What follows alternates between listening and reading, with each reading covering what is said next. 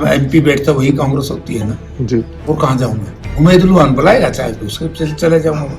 ये जो है अभी राजनीति में बच्चे परिपक्व नहीं है, इनको मालूम नहीं है क्या बोलना होता है। जात और धर्म पर आधारित राजनीति भारतीय जनता पार्टी कर रही है और इनेलो के लोग भी उसी को मजबूत करने के लिए, जैसे कहते ना वोट काटो पार्टी। ये मैं दिल्ली से मनोहर लाल जी का टेलीफोन आया कि अबे के छोरे को जिता दे, वो भी मैंने तो नहीं कहा होगा ना जी, गोपाल कांडा ने कहा होगा। इसलिए मुझसे चिढ़ते हैं बीजेपी और इसकी वोट काटू पार्टी। बोला थे इंटरनेशनल एयरपोर्ट बन गया, मेरे पास इस्तीफा मांगी थी, मैं झूठ बोल रहा हूँ।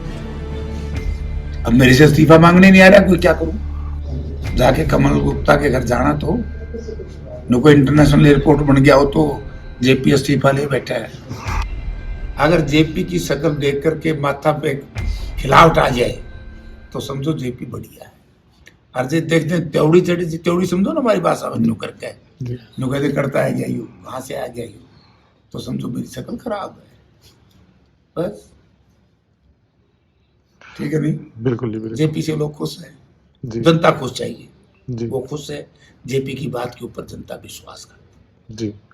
एक उम्मीद लोहान है अपने इनेलो के, वो ये कह रहे थे कि ये जेपी जी आते हैं बस रेस्ट हाउस में मीटिंग करके चले जाते हैं, कांग्रेस में कहीं कोई उनको बुलाता नहीं, क्या इस तरह के आरोप उन्होंने? तो ये जो जहाँ MP बैठता वही कांग्रेस होती है ना जी, और कहाँ जाऊँ मैं? उम्मीद लुहान बुलाएगा चाहे तो उसके चले जाऊंगा मुझे। ये जो है अभी राजनीति में बच्चे परिपक्व नहीं है, इनको मालूम नहीं है क्या बोलना होता है जी। उनको यही मालूम नहीं, क्योंकि उनकी प्रेफरेंस ऐसी पार्टी में हुई है जिस पार्टी ने उस वक्त और आज की मौजूदा सत्ताधारी पार्टी दोनों का एक सा मिजाज है। जात और धर्म पर आधारित राजनीति भारतीय जनता पार्टी कर रही है और इनेलो के लोग भी उसी को मजबूत करने के लिए, जैसे कहते हैं ना वोट काटो पार्टी, तो इनेलो वालों का जवाब जनता ने दे दिया, आगे भी दे देगी, सब जानते हैं। और इनेलो वालों का जवाब तो सबसे बढ़िया ये एक है, गोपाल कांडा ने जो टेलीफोन की बात कही, क्या कही आपको याद है क्या?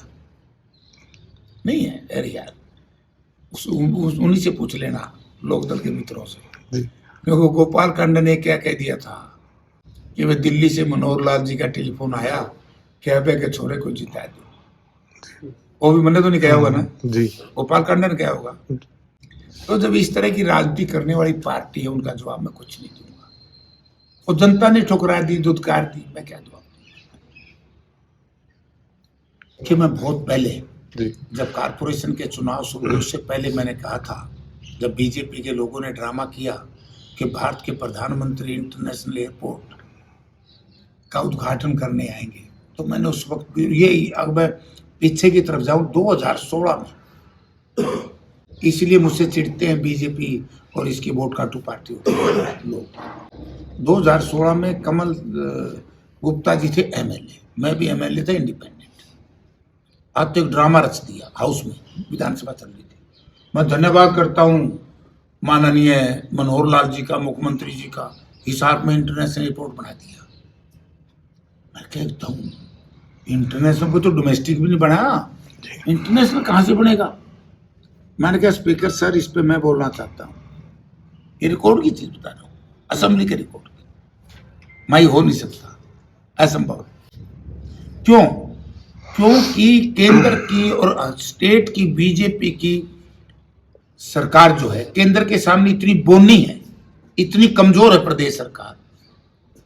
जब महम, चांग, मुंडाल, ये 3 जिलों का एक इलाका है, वहां यूपीए गवर्नमेंट में तो भुट्टा साहब चीफ मिनिस्टर थे, इंटरनेशनल एयरपोर्ट मंजूर हुआ था। और हिसार के अंदर डोमेस्टिक एयरपोर्ट, वो सारी चिट्ठी मैंने आपको दिखाई दी थी ना प्रेस कॉन्फ्रेंस में, कि हुड्डा साहब चीफ मिनिस्टर थे, ये प्लानिंग डिपार्टमेंट की रजिस्ट्री चिट्ठी भी थी अप्रूवल की, और वो सिविल एविएशन का जो ऑल इंडिया का सेक्रेटरी है और हरियाणा के सिविल एविएशन सेक्रेटरी के आपस में MOU पर दस्तखत करते। और मैं झूठ बोल रहे हैं, हिसार में तो एरोड्रम बनेगा, तब हमने पत्रकारों ने भी बड़ा पूरा उत्साह उठा दिया काम, बोला जी इंटरनेशनल एयरपोर्ट बन गया, मेरे पास इस्तीफा मांग लिया, मैं झूठ बोल रहा हूँ। अब मेरे से इस्तीफा मांगने नहीं आ रहा, कोई क्या करूं? जाके कमल गुप्ता के घर जाना, तो न कोई इंटरनेशनल एयरपोर्ट बन गया हो तो जेपी इस्तीफा ले बैठा है।